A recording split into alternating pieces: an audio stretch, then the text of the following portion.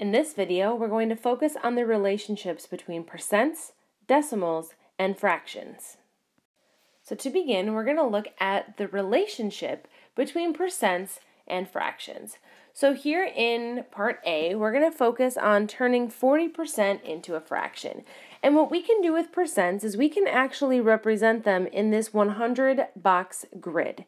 So 40%, if we color in 40% of this grid, this first line represents 10 boxes, 20 boxes, 30 boxes, and 40 boxes. And you can see we have a total of 10 different rows here. And so we know for a fact that we've colored in 40% of this block because we've colored in 4 rows of 10, which is 40 blocks out of 100.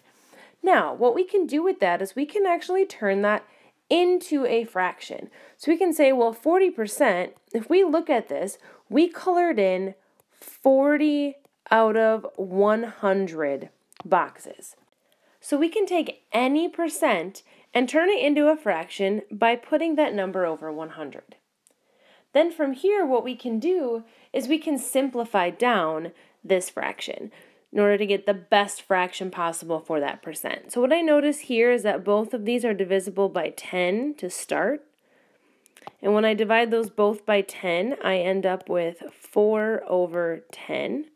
I then notice both of these are divisible by 2. And as a result, I simplify this percent of 40% down to the simplified fraction of 2/5. So now let's apply this same knowledge to 24%. 24%, yes, I could color in 24%, so it would be 24 of these boxes. But ultimately, I now know that if I want to write a percent as a fraction, I just take that percent and I put it over 100. So here I have 24 over 100. Now I can instantly see that this needs to be simplified. I know that they're both divisible by 4. So that gives me 6 over 25. And that looks like it is as simple as it goes. So 24% written as a fraction would be 6/25. Then from here, my next one, I want to write this as a fraction as well. So I take 67 and I put it over 100. And what I notice here is that this fraction cannot be simplified further. So I stop, and it is now in simplest form. So as I said, writing a percent as a fraction simply means that you put that percent over 100 and simplify. So let's practice this with a few more numbers just to make sure we've got it. So first, with 7%, remember we want to put 7 over 100, that's turning it into a fraction, and then I notice that this is fully simplified, so I can stop. I then look at B and I see 80%, so I put 80 over 100. I then notice that this can be simplified further, so this fraction is not done. So I notice both of them are divisible by 10. So that would simplify that down to be 8 over 10. And then I can see that both of these are also divisible by 2. So in simplest form, 80% written as a fraction would be 4/5. I then can move on to 124%. That one I would write 124 over 100. And then from here, my goal is to simplify. So I can see that these are both divisible by 4. So my denominator would become 25. And my numerator would become 31. And then from here I can see this is in simplest form, so my fraction is fully simplified. Then from here, the last one, 235%, I would write as 235 over 100. From here, I can see that these are both divisible by at least 5. So I divide 235 by 5 and I end up with 47. 100 divided by 5 is 20. So there we have it, 4% written as fractions in their simplest form. So now that we've got that down, let's move on to writing percents as decimals. And what I like to do with these is I actually like to use the fraction form to help me write these percents as decimals. So what I start with is I start by writing that percent as a fraction. So we know that 43% written as a fraction is 43 over 100. Now, because our goal isn't to write this as a fraction, and we don't need to try to simplify these further, we can just leave them all in their fraction form. So 9% would become 9 over 100, and 124% would become 124 over 100. Now from here what we can do is we can use our calculator to help us out. So instead of trying to figure these out in our head, if we take our calculator and we do 43 divided by 100, you'll notice that you get the decimal of 0.43. So now you have your decimal form of that percent. Then if you take 9 divided by 100, you'll notice that you end up with 0.09. So 9% written as a decimal. Then if you take 124 over 100, you get 1.24. 124% written as a decimal. So if you use the fraction forms, converting a percent to a decimal can be very simple. So now let's focus on writing fractions as percents. So what we're going to do here is we're going to actually convert our fractions into their decimal forms so that that can help us turn our fractions into a percent. So the first thing I'm going to do with each of these is turn them into a decimal. So I'll take 5 divided by 8, which is 0.625. 1 divided by 50, which is 0.02. And 70 divided by 50, which is 1.4. So here we have our decimal forms of all of these numbers. The easiest way to turn them back into percents is to take this decimal form and just multiply it by 100 because percents are based off of 100%. So if you take your decimal form and you multiply it by 100, you will get the percent form of that particular number. So if we multiply 0.625 by 100, we end up with 62.5%. If we take 0.02 and multiply it by 100, we end up with 2%. And if we take 1.4 and multiply it by 100, we end up with 140%. So now you should be able to convert between fractions, percents, and decimals pretty seamlessly. So now we're going to apply this knowledge of percent by relating it to probability. So if we think about our previous lesson, we found probability for different situations. And remember, probability of an event is the number of favorable outcomes over the total. So here, let's start by writing our probability as a fraction. So if we start by writing it as a fraction, our probability of spinning a red on this spinner is our favorable outcomes of 1 over our total outcomes, which is 1, 2, 3, 4. So we now have a fraction that represents our probability, but this particular problem is asking us to write our answer as a percent. So what we need to do is convert our fraction into a percent. And the easiest way to do that is to take our fraction, turn it into a decimal, and then turn it into a percent.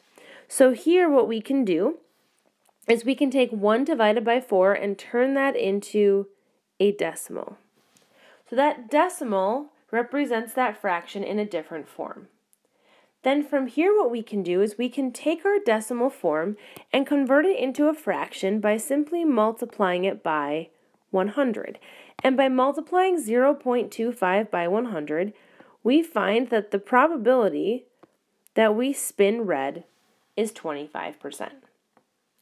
Then if we look at the next problem here, it says the probability of green or orange. So that means there are 2 favorable outcomes here and still a total of 4 outcomes. So now we want to turn this into a percent. So we take our fraction and we divide 2 by 4 and get 0.5.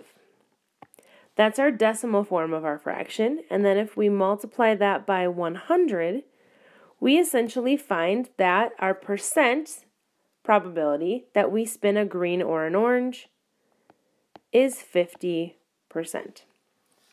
And then if we look at the probability of not purple, well, we have favorable outcomes of not purple, which is 4 outcomes over a total of 4 outcomes. If we divide that, we end up with 1. Then we need to multiply that by 100 to get our corresponding percent. So we have a 100% chance that we will not spin a purple. So notice that relationship between probability and how we can now turn our probabilities into percents. So now we're going to use our knowledge of percents in order to help us solve percent problems. And we're going to tie percents together with our knowledge of proportions. So here it says, what number is 45% of 62? So what this word of is telling us is our denominator of our fraction. So we have 62 and we have some number, and we're trying to figure out what number is 45% of 62.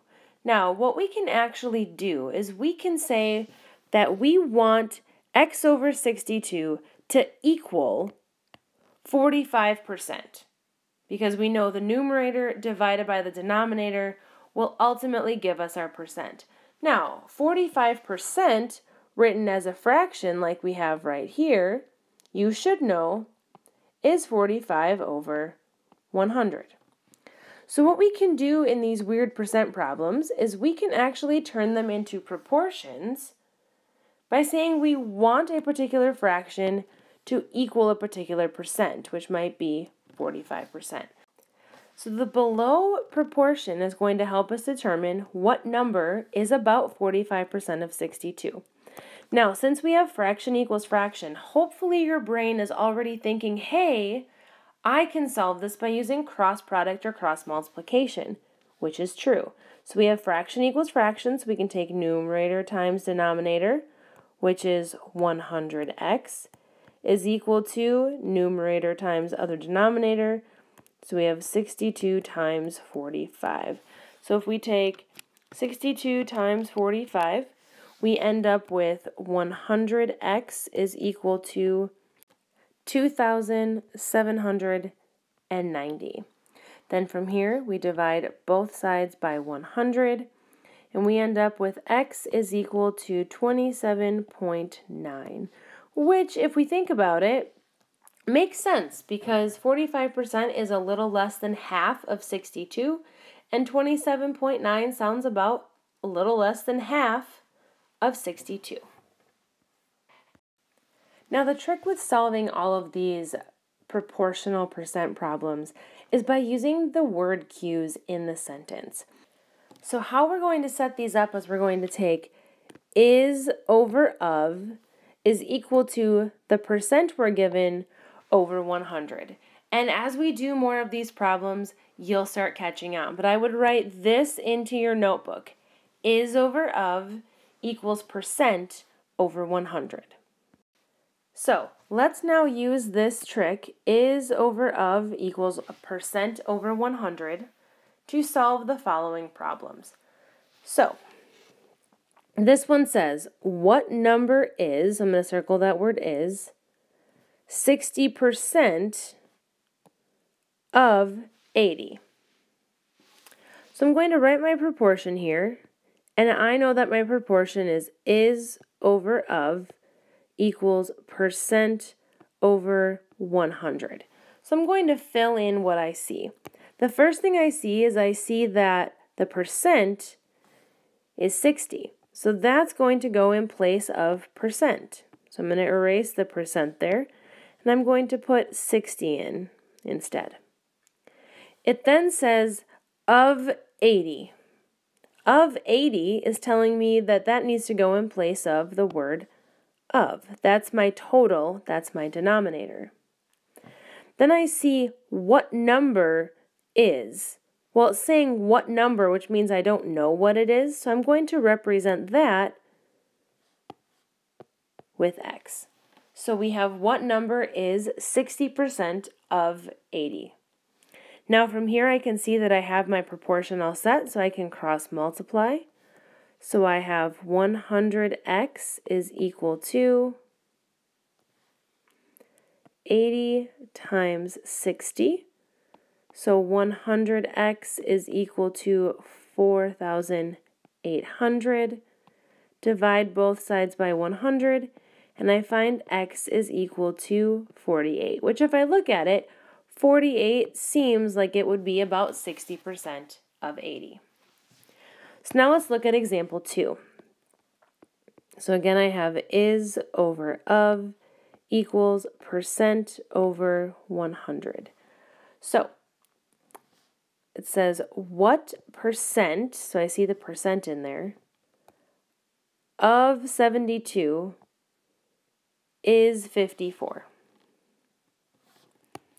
So I look and I see what percent. So I don't know the percent, so I'm going to represent that by using x of 72. So that's going to go in place of the word of. That's my total in my denominator. And then is 54, telling me what goes in my numerator. So then from here, I'm ready to cross multiply and solve this proportion. So I have 54 times 100 is equal to 72x. So I get 5,400 is equal to 72x. Divide both sides by 72. And I end up with x is equal to 75, and because I was asking what percent, I'm going to write 75%. All right, third one. Here again, we're looking for is over of equals percent over 100. So again, we take clues within the problem. So it says 5 is, so that's telling me what my is. So 5 is what percent, which is telling me I don't know the percent. So x is going to go in place of percent. And then of 60, that's telling me that my of is going to be 60. So now from here I have my proportion all set up. I can cross multiply, so I have 5 times 100 equals 60x. So 500 is equal to 60x. Divide both sides by 60, and you end up with x is equal to 8.33, and because it's what percent, I'm going to put a percent sign after that. So just to make sure we've got this down, let's try 3 more examples. So remember, it's is over of equals percent over 100. So that's what we're ultimately looking for there. So I'm going to just leave my proportions here this time, and this time I'm just going to fill them in with the information that I find. Is over of equals percent over 100. So as I read through here, it says what percent. So I don't know what the percent is, so I know this is going to be x over 100 of 24, so of is in my denominator, so that's where the 24 goes, is 4. So I filled in all my pieces there, and now I just need to cross multiply and solve. So I end up with 4 times 100 is equal to 24x. So I have 400 is equal to 24x. Divide both sides by 24, which gives me x is equal to 16.67. And because it's saying what percent, I'm going to tack my percent onto there. All right, next problem. It says, what number is? So I don't know what my is going to be. And as a result, in place of is here, I'm just going to put an x. Then it says 44%, so I know that's going to go in for 44 over 100. And then of 300, of is in my denominator here, so I have 300. So here then I look and I see that I need to solve this proportion. So I cross multiply here, and I end up with 100x is equal to 300 times 44. So if I take 300 times 44, I end up with 13,200. And then if I divide both sides by 100, I end up with 132. All right, last one. We can see that it says 14 is. So 14 is our is in our numerator. 40%, so that's going in for 40 over 100. Then it says of what number? So it's saying you don't know what your of is, and as a result, that needs to be x. So now all we need to do is cross multiply and solve.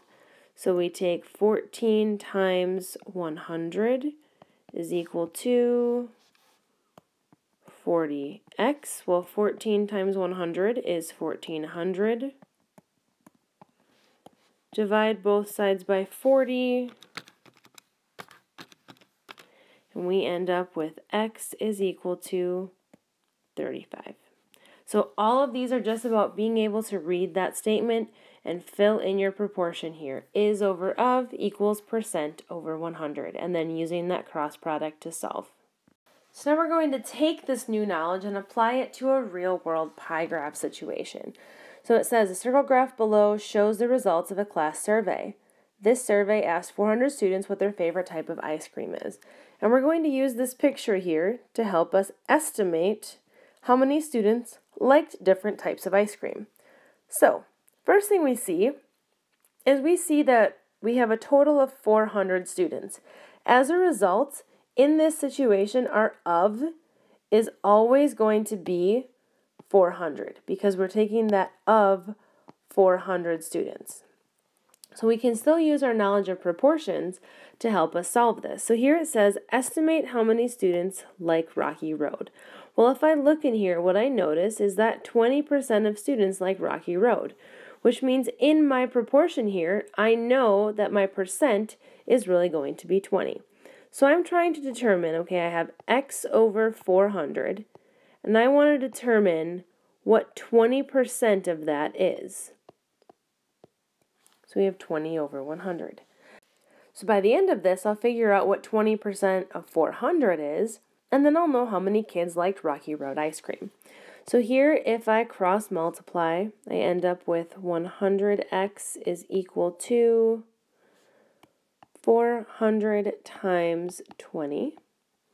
So I get 100x is equal to 8,000. Divide that by 100, and I end up with about 80 students who prefer Rocky Road ice cream. So now from here, if I do the second example, this says how many students like both vanilla and chocolate. So we're going to look at these two sections together. So we have chocolate at 10% and vanilla at 5% for a total of 15%. So I'm trying to determine what 15% of 400 is. So I'll set this up almost the same way. X over 400, I don't know how many students there are out of the 400, equal 15%, which is 15 over 100. So here we now can cross multiply. So we have 100x is equal to 400 times 15. So if I take 400 times 15, I end up with 6,000. Then I divide by 100, and I find that 60 students prefer that chocolate or vanilla. And then from here, it says estimate how many more students like mint chocolate chip than vanilla. So this one actually requires a little bit more problem solving. So the first thing we have to do is we have to determine how many students prefer the mint chocolate chip option. So we're going to use a proportion here. So I can see that mint chocolate chip is 35%. So we'll do x over 400. So how many out of 400 is going to equal 35%. So here, if we now cross multiply, so we get 100x is equal to 400 times 35. So 400 times 35 is equal to 14,000. Divide by 100, and we get x is equal to 140 students liking the mint. Now I also need to figure out how many students like the vanilla. So vanilla makes up 5%. So we have x over 400, how many students out of 400, equal 5%, which is 5 over 100. So again, I cross multiply, so I end up with 100x is equal to 400 times 5. Well, that gives me 2,000 divided by 100, and I have x is equal to 20 students. So what this problem is asking me to do is tie these two together. How many more students like mint chocolate chip than vanilla? So now we can take these two numbers, put them together, and subtract. So if I subtract here, I determine that 120 more students prefer mint chocolate chip than vanilla.